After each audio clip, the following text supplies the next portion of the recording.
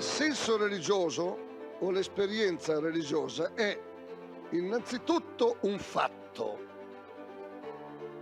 un fenomeno obiettivo, un fatto reale. Non è un'idea, innanzitutto non è un modo di sentire. Non solo si tratta di un fatto, di un avvenimento, ma del fatto più imponente e più inestirpabile della storia dell'uomo. Più imponente, più vasto, che neanche il fenomeno dell'amore dell'uomo e della donna, che neanche il fenomeno del rapporto tra genitori e figli. Perché il senso religioso è un avvenimento che pone, che afferma o che ricerca l'orizzonte entro il quale acquisti senso anche il rapporto tra l'uomo e la donna, anche il rapporto tra genitori e figli. Perciò è più vasto, perfino di quelli.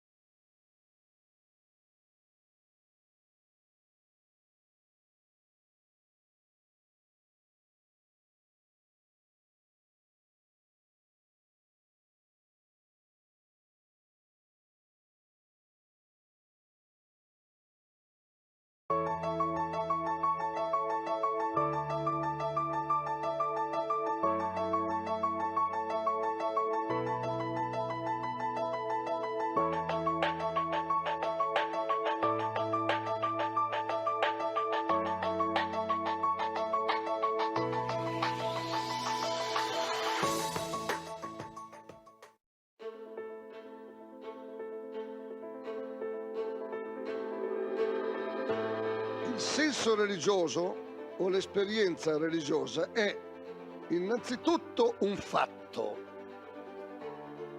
un fenomeno obiettivo, un fatto reale. Non è un'idea, innanzitutto non è un modo di sentire.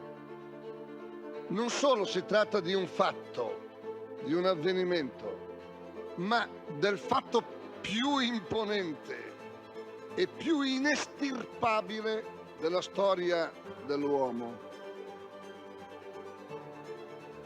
Più imponente, più vasto, che neanche il fenomeno dell'amore dell'uomo e della donna, che neanche il fenomeno del rapporto tra genitori e figli. Perché il senso religioso è un avvenimento che pone, che afferma o che ricerca l'orizzonte entro il quale acquisti senso anche il rapporto tra l'uomo e la donna, anche il rapporto tra genitori e figli. Perciò è più vasto, perfino di quelli.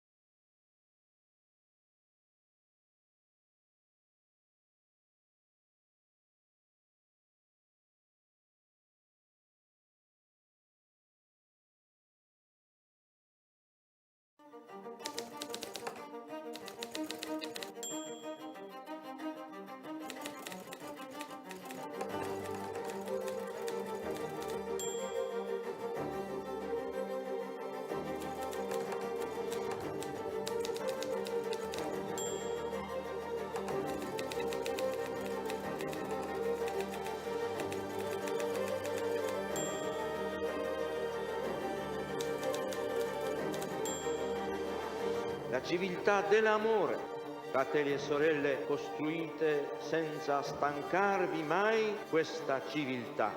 Lavorate per questo, pregate per questo, soffrite per questo.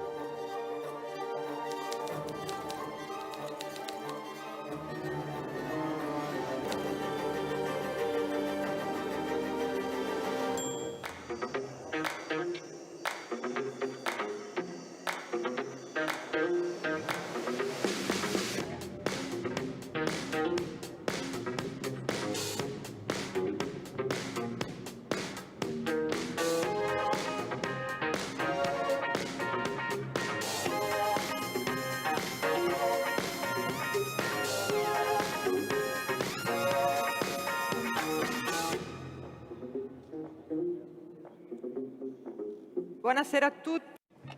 Good evening, everybody, and welcome to this meeting on Don Lorenzo Milani. This is the fourth meeting devoted to him that the Rimini meeting of this year wanted to devote to inextinguishable friendship. So personalities like Takashi Migori Nagai, Doris Day, and Don Puglisi, people who have shown us that an inextinguishable friendship becomes a gift for everybody and a precious contribution for the discovery of friendship for every man. 100 years ago, on the 27th of 1923, Mr. Don Lorenzo Milani was born in Barbiana. And thanks to our guests today, we are going to discuss the main aspects of his educational and spiritual experience, trying to update his thought to discover his modernity. I'd like to introduce our guests to you. We have Eraldo Affinati, the writer and founder of the Penny Wirton School. Welcome back, Eraldo. Agostino Burberi, the president of the Don Lorenzo Milani Foundation.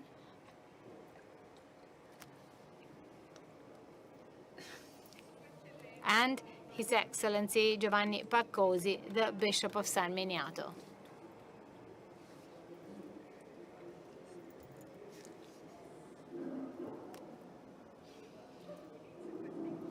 I would like to begin this meeting by reading a sentence from L'Uomo del Futuro, a book by published by Mondadori by Eraldo Affinati, finalist for the Premio Strega Award, that immediately takes us to the heart of the experience of Don Milani and how it becomes a driving force today. According to Affinati, and I quote, Don Milani continues to be elusive. He is an unanswered question, a thorn on our side, a thought in motion. He does not leave us a work, a philosophy, a system, a project, but pure energy. Attention that struggles to unravel, the restlessness that comes before action. As if it were not possible to hold it still to examine it.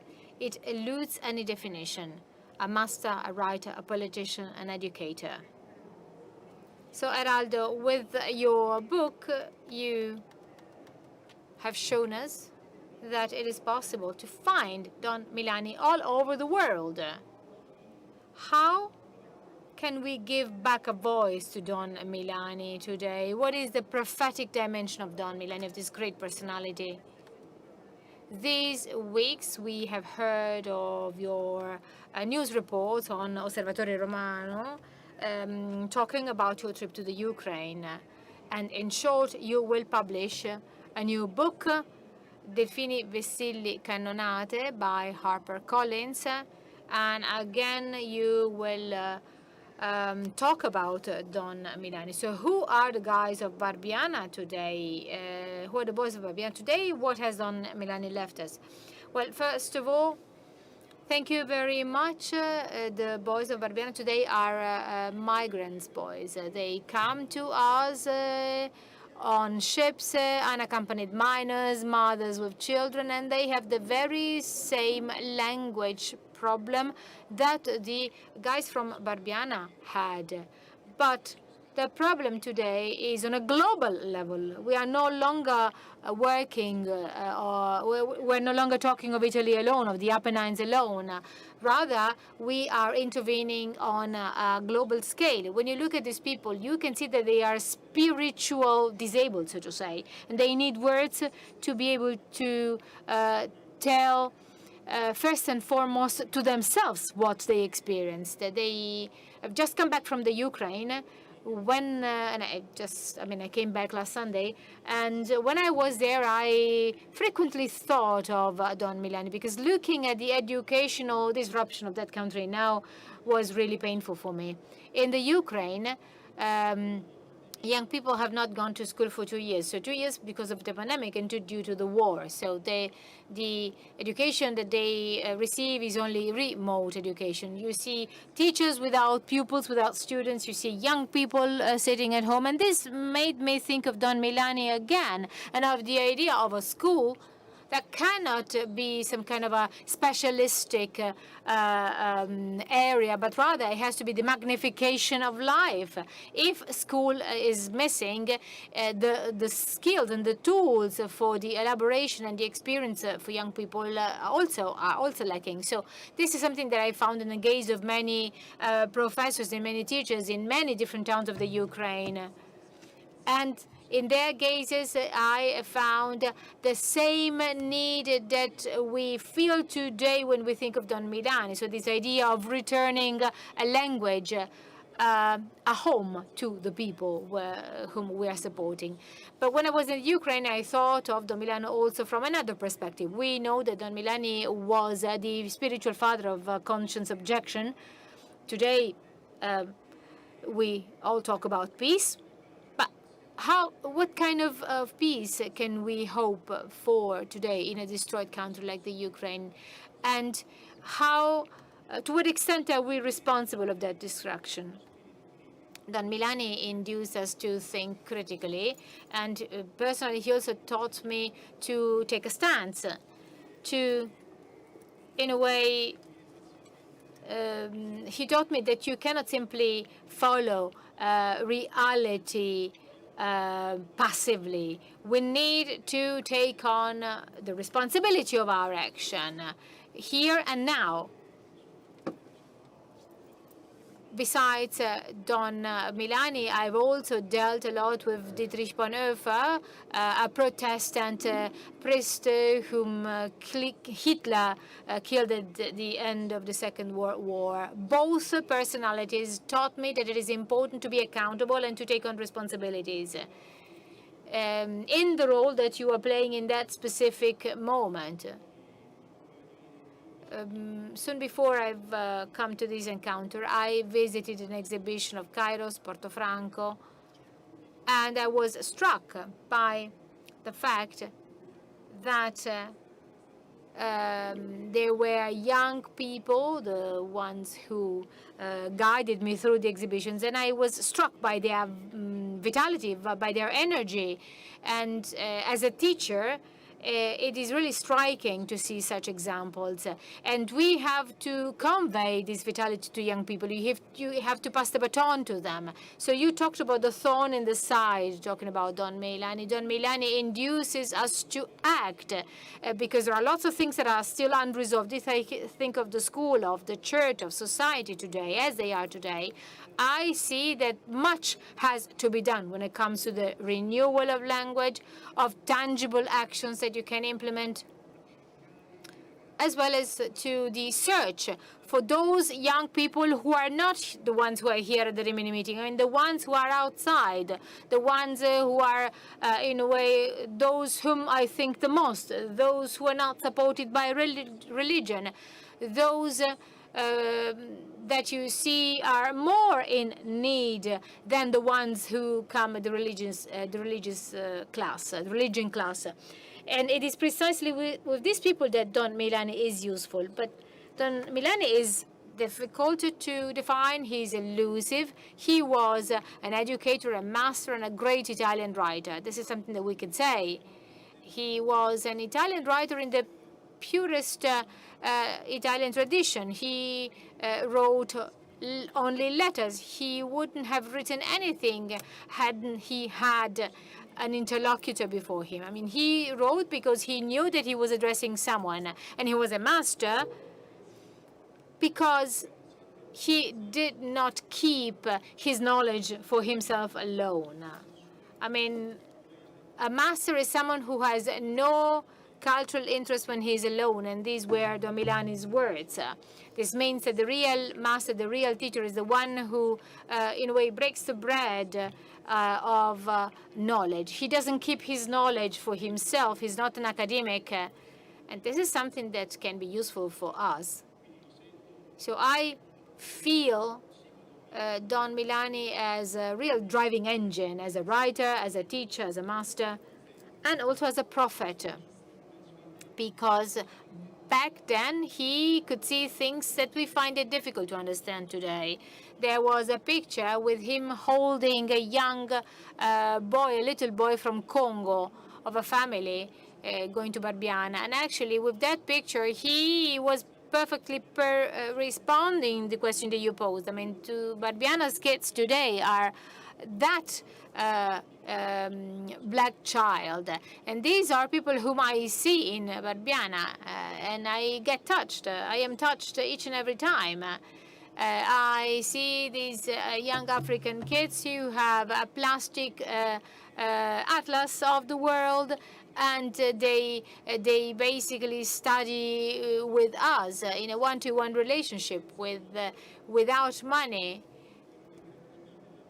in a gratuitous friendship relationship. I mean, what is friendship? Friendship is giving irrespective of the result that you can achieve. These are the teachings of Don Milani, and these are the things that induce me to think that his legacy is still there for us to grasp it. I've seen many Don Milanis all over the world. For example, the Mexican educator working with the Niños de Rua, whom I was supporting, to ask them what their what their work was, Father Giuseppino.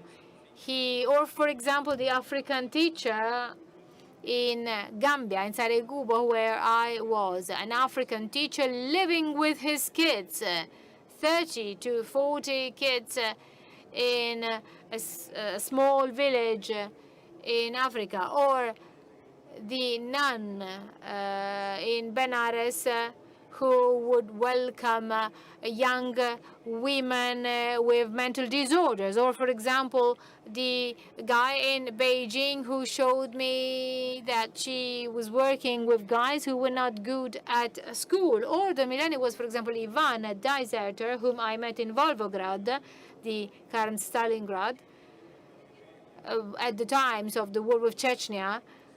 And he didn't want to be enlisted. However, he knew he was risking a lot, like many young Russian soldiers who do not want to go to war. And also, there I found the examples of the letters that Don Milani would write to many different interlocutors. So the military chaplains who accuse conscience objectors to be coward. So the Don Milani's extraordinary answer was here in this letter to the chaplains and other interlocutors. I mean, these are things that are there to stay, and they show you that we are dealing with an extraordinary man who did a revolution first and foremost with himself. I mean, he was coming from a family of intellectuals, and at a given time decided to kind of stand on his own. He would have liked to, in a way, invite also young children of humbler origins to play with him as well.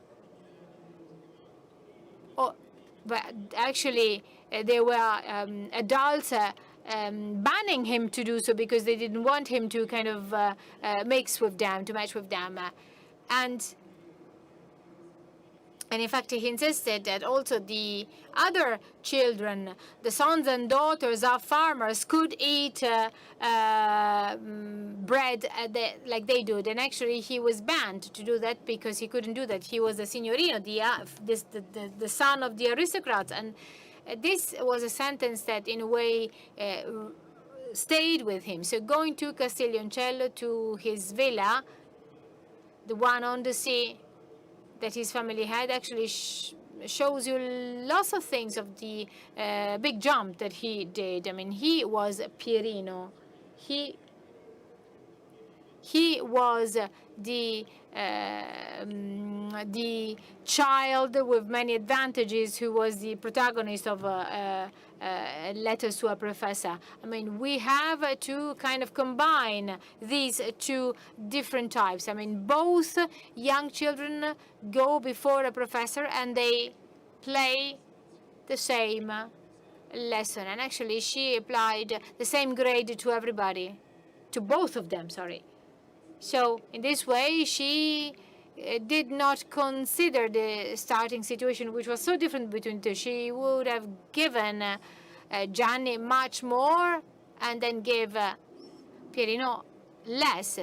I mean, because she would have had the pathway made by the pupil instead of their targets. I mean, this concept alone would be enough, if we implemented it today, to completely change the school, the Italian school, because our school is going in a different direction. It opts for merit. But merit, I mean, we have to pay attention when we use the word merit. We all want to enhance, to promote the merit of our students. Of course, this has to be done. But the problem actually starts when you give a good grade to a guy who has done well.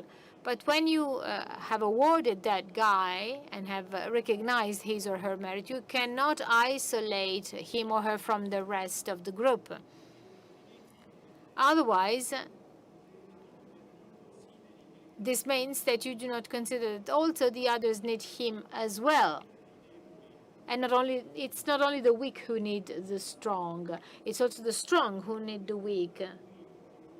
So when you recognize the merit, you also have to consider those who cannot achieve this merit. And this is precisely what I would like to, convince lots of people who do not want to enroll their children in schools where we have lots of immigrants. Basically, I tell these parents, as a teacher who taught humanities in secondary schools, and actually I tell them basically the best classes are the heterogeneous ones, in which you have many different personalities, one different from the other one. And this is precisely what Don Milani taught us. He taught us to promote each single individual. You are not keeping your identity for yourself alone, but you are putting it at stake. You try and, in a way, put it to the best. Otherwise, it becomes a sterile asset. When we see all these children, Muslims or atheists, I mean, none of them renounces him or herself, but they all derive a driving force from the relationship with the others that they wouldn't have would they remain isolated. So I believe that the work we need to do is always on human relationship. I mean, we need to focus on the quality of the human relationship. This is basically what we need to improve at school. Otherwise, I mean, we may use whatever method we want, but we should never forget that this is a fundamental aspect. In other words, we need to focus on the fundamental value of friendship as a gift that doesn't have any interests to pursue. I mean, who are our friends? Our friends are those who in a way are similar to ourselves, who we become friends because we have something common to share, that we can live together and we can enrich, we can mutually enrich. And this is fundamental at school. If you don't do this at school, I mean, you create a society that is still entirely to be built. And that's the reason why Don Milani is important today. Irrespective of the portrayals that are made of him. I mean, we have to be aware of always creating these beautiful portrayals. Don Milani indeed was very challenging in a way. When Anna Maria Ortese went to Barbiana, she wrote that she would see in Don Milani's gaze an arrogant you, but he was not arrogant towards me or others. He was apparently arrogant towards something that I didn't know what it was. He had this inner strength, an inner strength who is still questioning us. Thank you.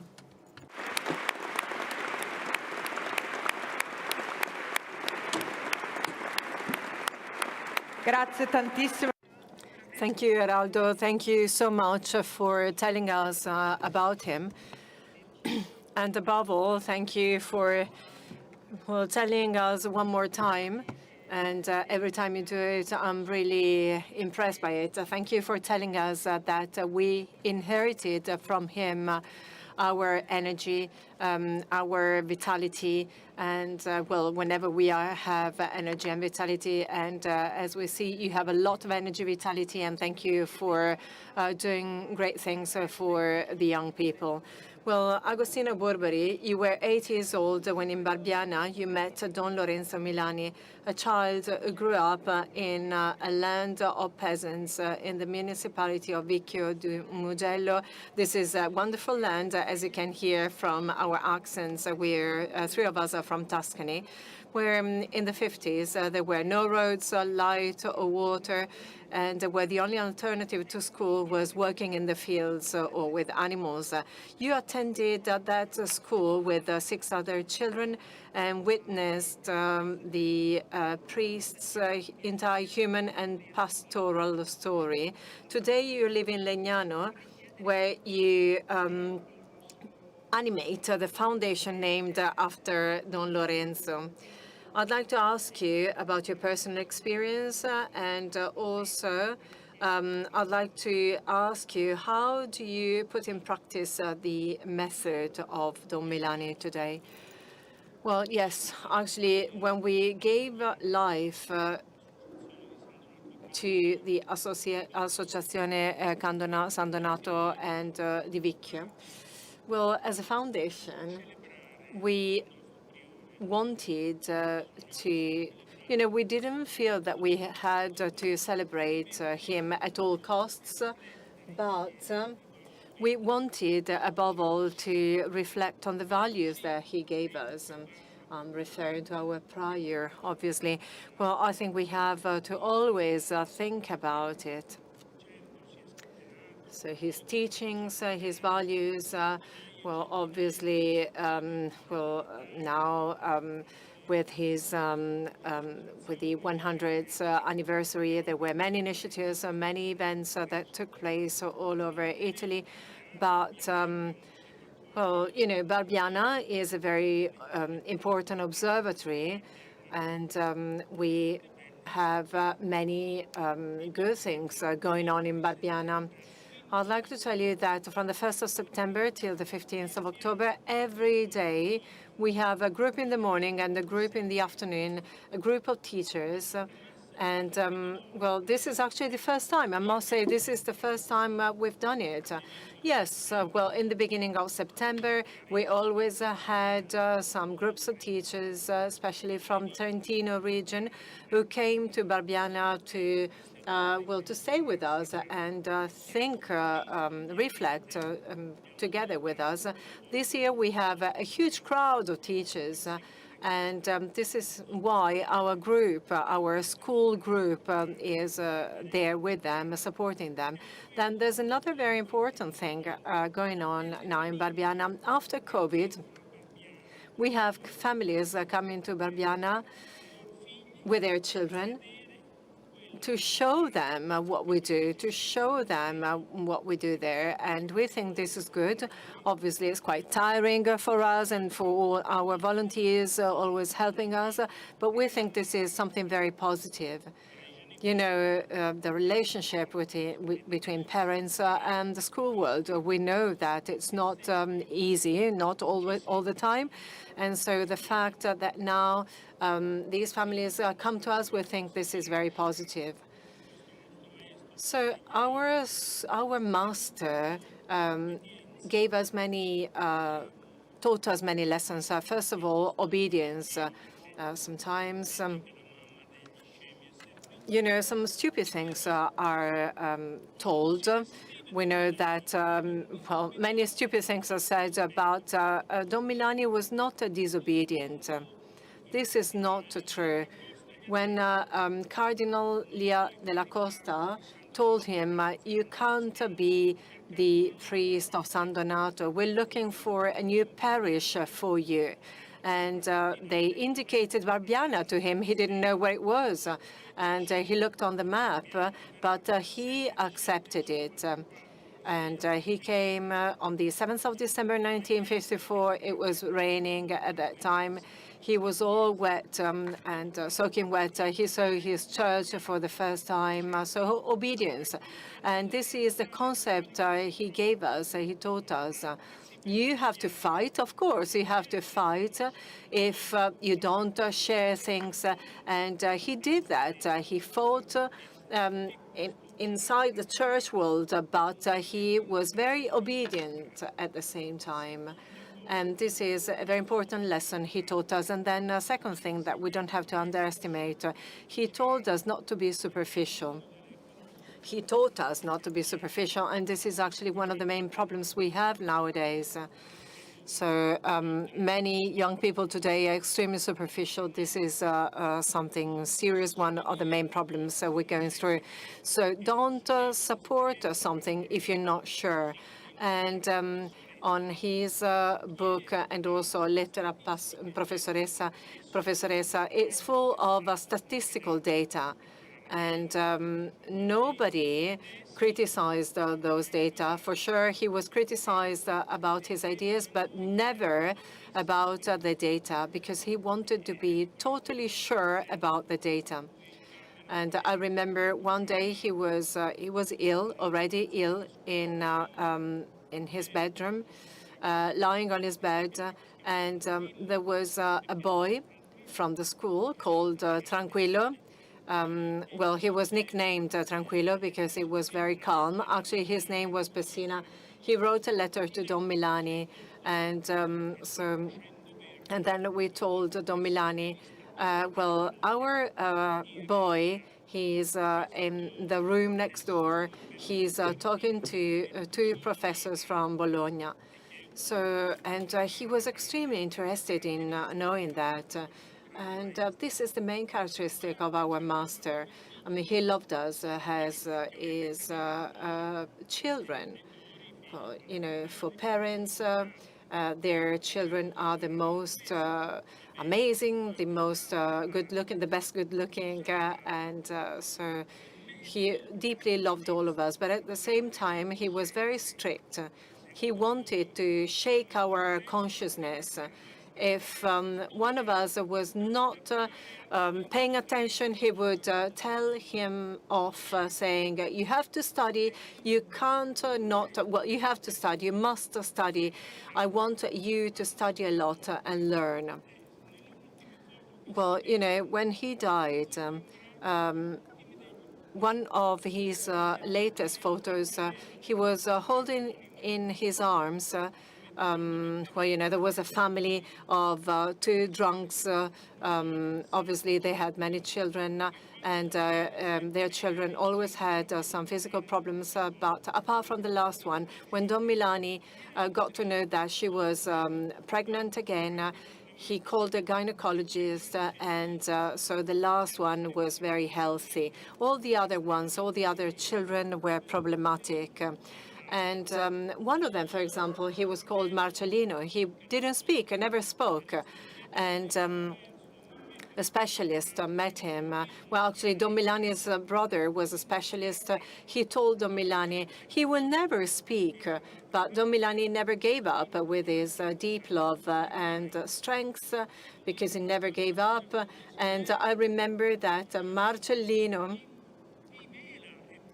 well, he kept on saying, Marcellino, speak, say apple, when he was looking at an apple.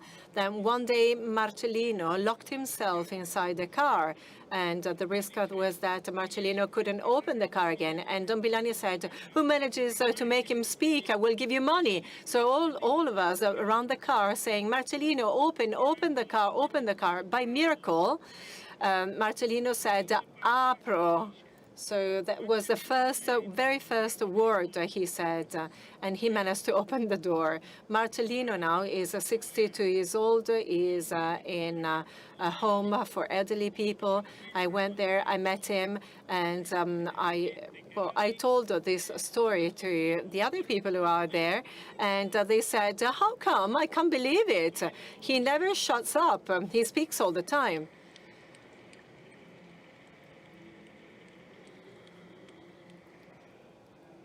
So this is the main concept. This is the main idea. This is what he always did with us. So very strict on one side, very strict rules to comply with, but at the same time, on the other side, he really loved all of us as his own children. Well, obviously, today I feel that I'm older, and I feel responsible being part of my generation. Obviously, you're also responsible, not just my generation, also your generations should feel responsible, because probably we haven't managed to convey to most of young people today, we haven't managed to pass on to them the most important values. There's a shortage of values nowadays. And as I was telling you earlier during our previous meeting, I went to a secondary school, vocational training, second technical school. I asked these children, what would you like to do in the future as a job? And they all told me jobs through which they could get rich. Like, I'd like to be an influencer. I'd like to be a footballer. I'd like to be a TV, well, you know, a person working for the TV. And how comes? I'm asking myself, why are these the values that we are transmitting to these people? And after Barbiana school, Don Milani sent me to Milan to be a member of the trade unions. So I spent a long time in Milan. It was very tough there. There were no rights in the factories, but we had something very important. We were hopeful. We did have hope to build a better future. Well, I'm so sorry, because I think we haven't managed to transmit this to younger people, and this is very dramatic. This is very bad. Well, you know, because, you know, in our country, actually, and you are a clear example of that. You are a good example of, well, you know, the willingness to be volunteers. Well, you know, our dear journalists, for example, they never show this. They only talk about bad things. And I always tell young people, look, good things make us feel good. Bad things don't. And this is what Don Milani always showed us. He always told us that we have to dedicate our life to caring, the famous I care that you all know about. I'd like to conclude by saying that I was at a school in Novara. 80% of the students are migrants, second-generation migrants. Well, they speak better than local people. They can even speak dialect, but well, there are still many problems out there. Well, Are we imposing our culture on these people who will be the Italians of tomorrow? Or maybe are we good at mixing our cultures? And that would be good. I was invited there by the religion teacher, and she told me that she was teaching religion to only 10 children. So we should ask ourselves, does it make sense? Shall we continue in this way? Or maybe shouldn't we unite all these students by talking about values? Because values are common among all religions. So these are questions we should ask ourselves instead of imposing our culture to them. And also another thing is, I think it's also thanks to Don Milani if in schools now we have special teachers for children with special needs. And this is also thanks to Don Milani. But nowadays, there's something that really scares me. That is to say, the new so-called new diseases, dyslexia and learning disabilities, learning problems. Parents are asking teachers to identify these problems. And, there was a conference at Milan, Cattolica University was about Don Milani, but it was also a presentation on the new Barbiana schools.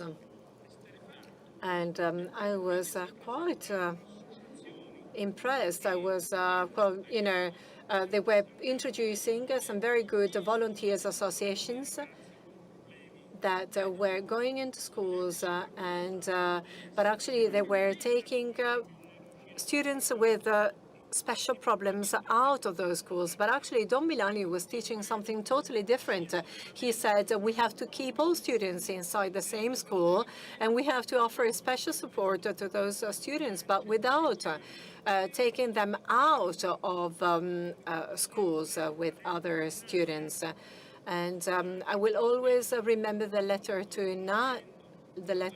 Nadia.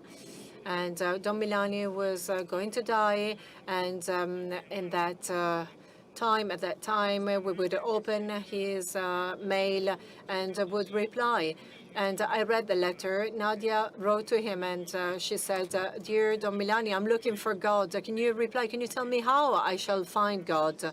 And he replied himself, saying, "Dear Nadia, abandon university, go to the outskirts of Naples. You will find some students who decided to drop school. Take a few of them and dedicate your life to them. Try and increase their knowledge and culture. After spending your life, dedicating your life to that, you will certainly find God as your gift."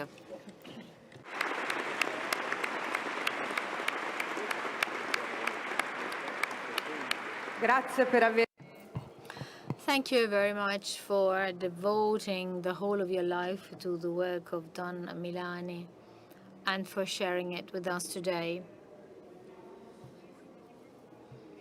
I would like to ask Monsignor Giovanni Paccosi to ask you to help us after these two wonderful experiences on the work of Don Milani. We would like to ask you to help us take a closer look at the relationship between Don Milani and the Church, to enter the priestly dimension of Don Lorenzo, of this totalizing faith that becomes a gift, as Pope Francis said on the occasion of a wonderful speech, without which it is impossible to understand Don Milani when he talked about 2017. Thank you very much. Well, I would like to begin by clarifying that I have no particular title to say something new or profound on Don Lorenzo Milani. In the last few years, I had only one official connection. I was entrusted by Cardinal Giuseppe Vettori to chair a new committee for Don Lorenzo Milani in the Diocese of Florence. And in that context, we also, Agostino and I became friends. Then there are many other people who have been connected with Don Milani, who were connected with Don Milani for many years. This led me to focus on aspects that accompanied me for the whole of my life. I mean, a few days ago, I was written by a journalist from Florence who was at school with me in Florence, and he actually told me, do you remember that in 1975 we had an exhibition in our lyceum, in our high school, with a slogan, with the slogan "I care." That was the title of the exhibition, and we were the only ones probably to remember that. But those words, that term "I care," has since then been with me. And then I also had another connection with Don Milani. When I was in seminar, I was first sent to Don Giuseppe Padovani, who was in seminar with Don Milani, and then I was vice parish priest with Ermindo Corsinovi, a friend with Don Milani, and then my bishop for 19 years was Silvano Piovanelli, who again was born in the same year of Don Milani. And I used to ask to all of them to talk about Don Lorenzo. Everybody talked about an extraordinary person, but he also said he was a difficult guy, he was on his own. Because this way, I think they wanted to clarify that Don Lorenzo was very provocative. He did not content himself with formal relationships, and he was a priest like them. But he was an exceptional priest. He was different because he was able to go to delve into the details of things, to go in depth. And then I also met other other companions who were in seminar with Don Milani.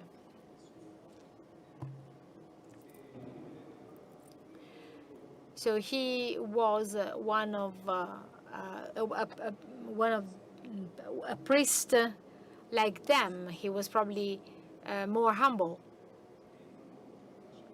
probably less capable of taking such clear stances, such clear positions, and therefore capable of becoming a method. But they would also give their life for young people. Often he would criticize the fact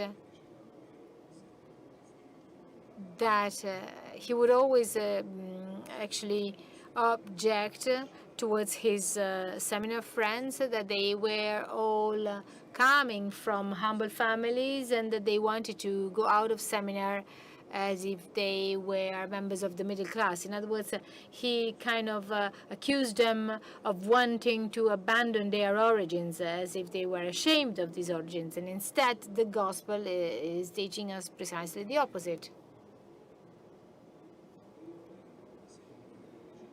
It seems to me that the originality of Don Lorenzo Milani as a priest lies in the clarity and in the totality of his yes to Christ, which he expressed on the first day of his conversion, as recalled in a famous interview with Nazareno Fabretti by Don Raffaello Bensi, who was his guide and confidant from then on and throughout his life. And here I have quite a long quote, which in my opinion is very significant, much more significant for what I could say. So Mr. Bensi would say, and I quote, "It was under a bombing that Don Milani's soul opened to me for the first time. It was July 1943, so Don Milani was still a young guy. I was taking off my ornaments after celebrating Mass, and therefore I saw that a young man had followed me in the sacristy. I asked the newcomer to sit in the confessional. The boys who came looking for me usually wanted to go to confession. But he told me, "My name is Lorenzo Milani. Do you remember, we met last year in front of the prefecture. I don't want to go to confession. I'm not even a Christian, although as the son of a Jew, I received baptism to save the body. Now it is the soul that I want to save, and I would like to speak to you." So I answered him that I didn't have much time. I had to run immediately to San Quirico Marignole, outside the city, where a young priest had died the same day. And if you please, the young man said to me, "I will accompany you." So we went like this, under the bombing, all the way to the countryside. His soul opened wide for me.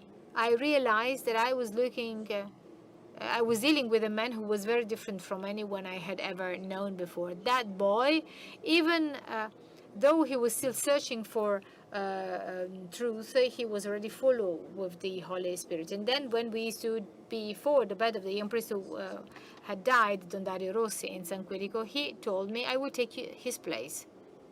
And from that day of August up to the autumn, he literally gorged himself on the gospel and Christ.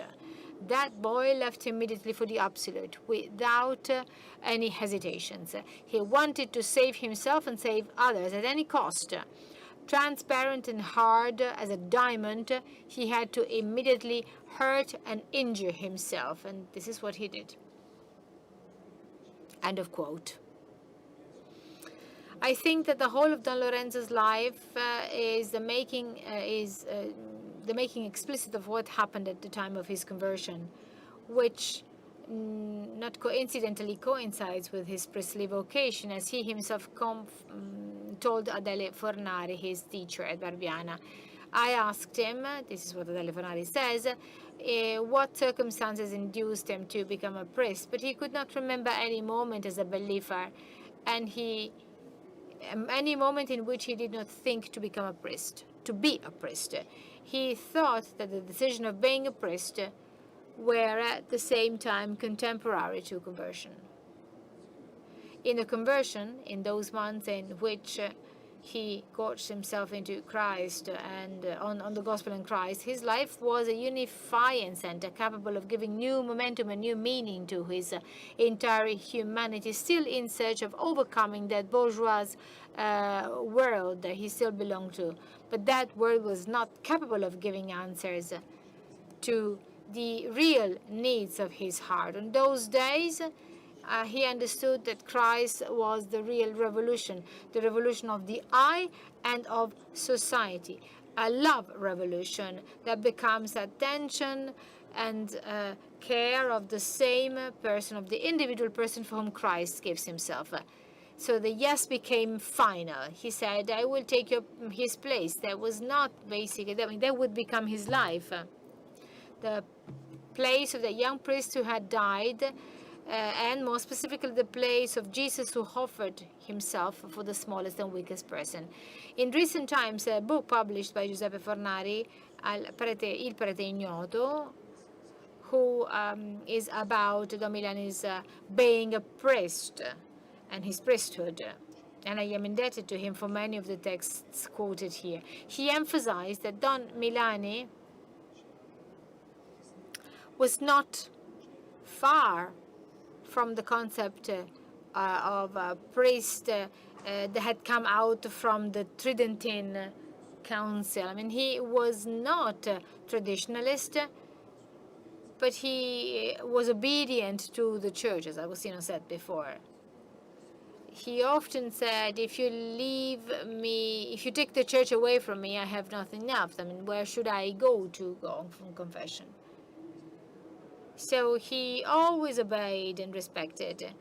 However, in the very substance of his conception to the church, he had this conscience of the fact that the priest is testimony of the word of Christ and the final end of Christ's love, which is not generic, but rather it culminates in the gift of the self for the individual man. So his life was a total offering for the true good of the other.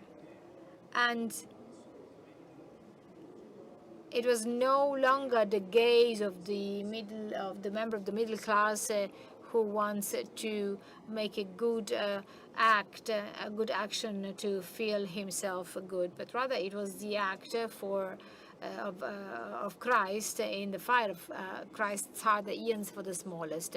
So, to refer back to the title of the meeting and his meeting, the source of true friendship was for actually the very weak and smallest of brothers, and it comes from this, for their redemption, as man standing in front of the world, capable of saying who they are and of, in a way, grasping reality, but redemption also in the sense of actually discovering the ultimate meaning of existence.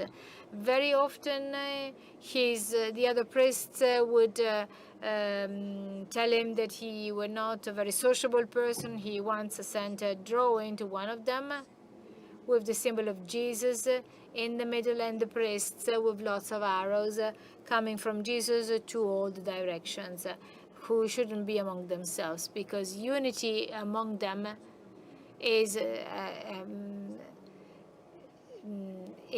already there, and there's no need to talk about this. I mean, he wanted his companions to deepen their faith, because the other priests did not realize that back then, in that moment, as Eraldo said, it is precisely the migrants, the miners who come here. I mean, we need to start precisely from them, from those people.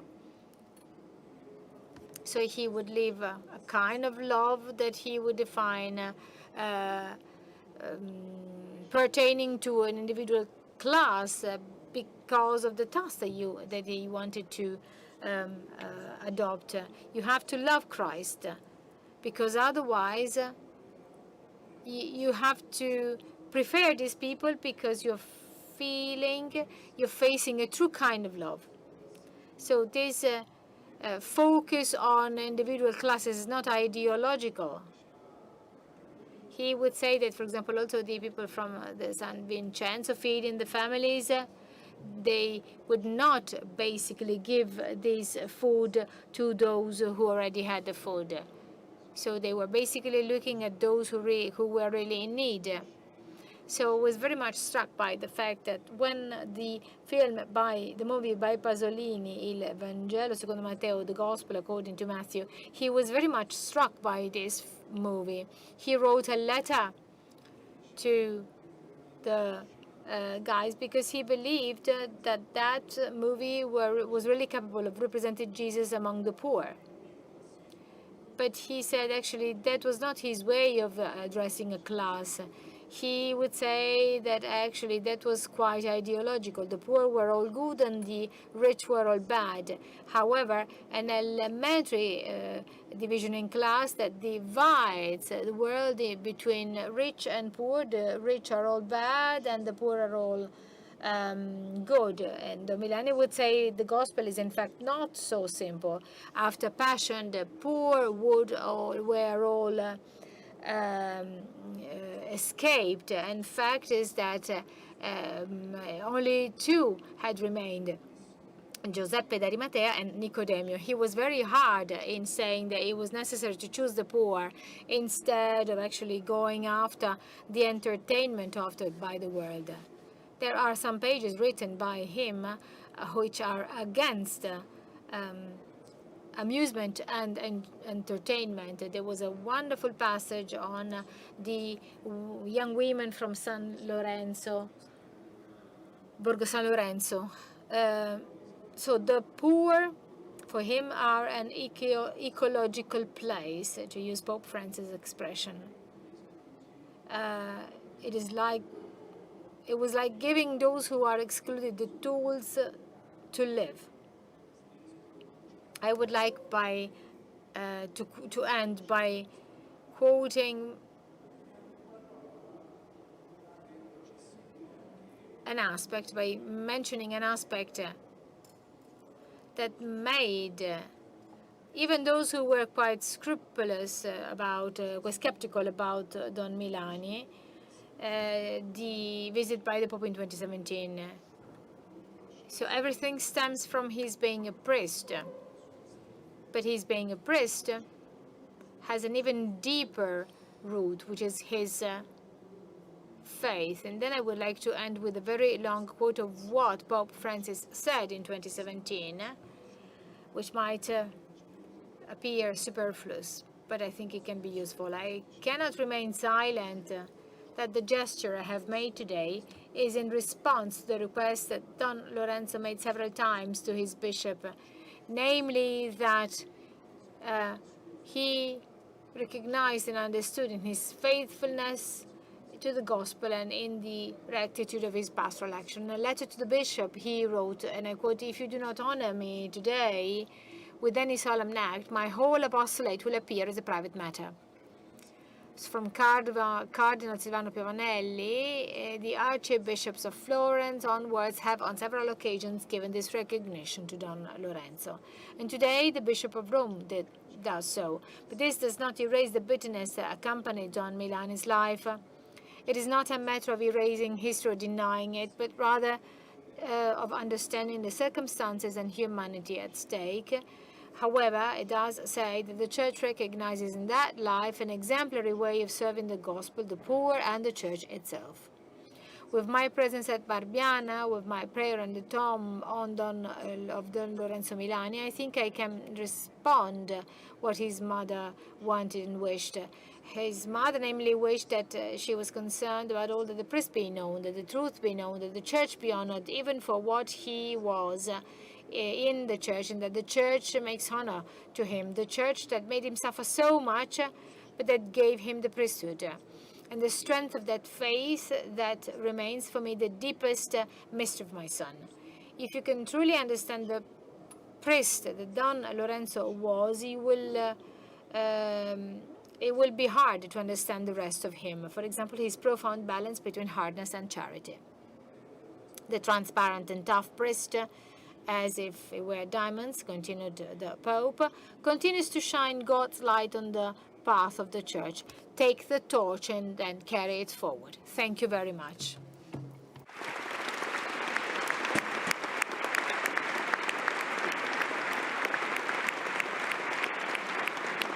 Grazie tantissimo per questo. Thank you so much for this meeting that we're having today. It is really allowing us to rediscover the figure of Don Milani. Well, I'd like to leave you now by reading Lettera a Nadia, letter to Nadia, that he wrote just a few weeks before dying in 1967. He says to Nadia, in fact, one can only love a limited number of people, maybe a few dozen, maybe a few hundred. And since experience tells us that this is all possible for man, it seems obvious to me that God does not ask more of us. When you have lost your head, as I have lost it, behind a few dozen creatures, you will find God as a prize. This is his faith and pedagogy. His faith, there is pedagogy, and pedagogy, there is faith. And in this absolute fidelity to one's neighbor, to one's person, to the people that he took care of every day. Well, I think this is the virtue of that friendship that this beautiful meeting intends to rediscover every day. So thank you again to our guests. Even if it is the 5th day of the meeting, please continue supporting this great adventure together. The meeting of Rimini, please donate now here at the at Rimini Exhibition Center at the meeting. Thank you to our 3 speakers and guests. Thank you.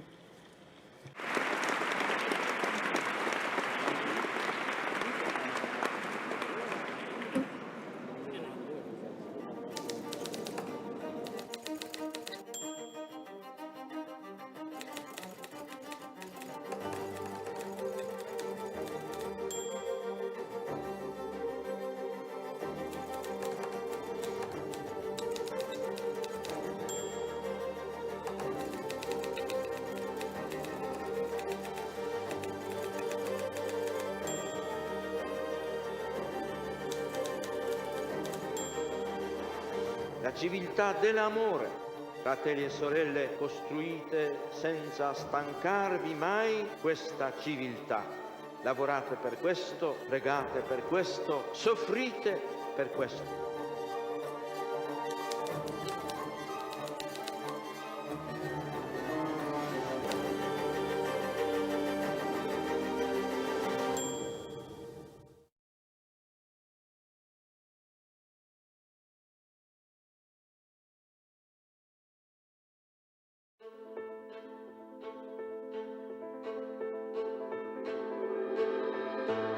Il senso religioso o l'esperienza religiosa è innanzitutto un fatto, un fenomeno obiettivo, un fatto reale. Non è un'idea, innanzitutto non è un modo di sentire. Non solo si tratta di un fatto, di un avvenimento, ma del fatto più imponente e più inestirpabile della storia dell'uomo. Più imponente, più vasto, che neanche il fenomeno dell'amore dell'uomo e della donna, che neanche il fenomeno del rapporto tra genitori e figli. Perché il senso religioso è un avvenimento che pone, che afferma o che ricerca l'orizzonte entro il quale acquisti senso anche il rapporto tra l'uomo e la donna, anche il rapporto tra genitori e figli. Perciò è più vasto, perfino di quelli